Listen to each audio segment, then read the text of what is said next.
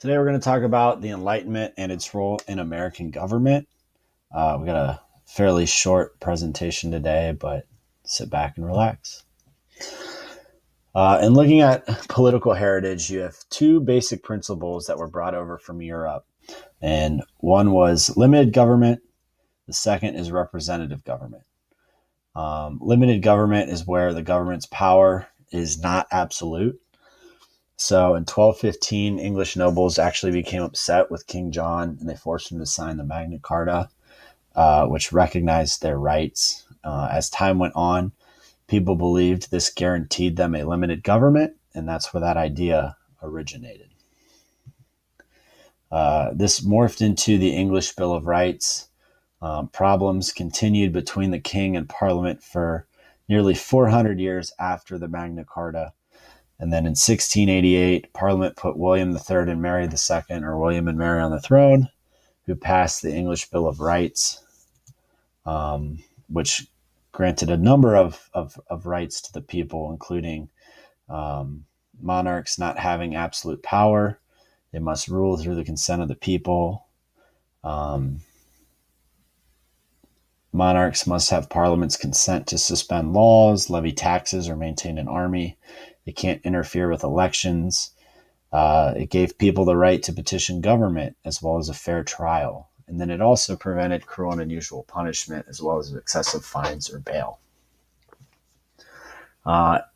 We also look at English law. So Sir William Blackstone wrote Commentaries on the Laws of England in 1766, and it really helped break down English common law.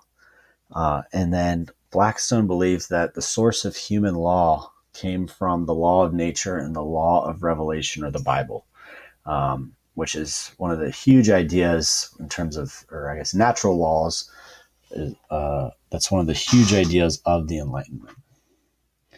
Representative government is government in which people elect delegates to make laws and conduct government. So Britain's parliament was a representative assembly. You had two chambers, the House of Lords, which consisted of the nobility, and the House of Commons, which were the actual elected members.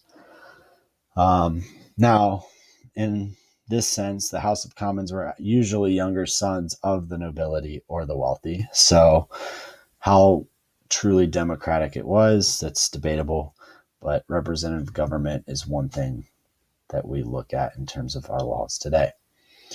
And then in the late 1600s and into the 1700s, Europe experienced the Enlightenment, which challenged the divine right of kings theory of government. You had Thomas Hobbes, who argued that people create a society by entering into a social contract. They need government to maintain social order.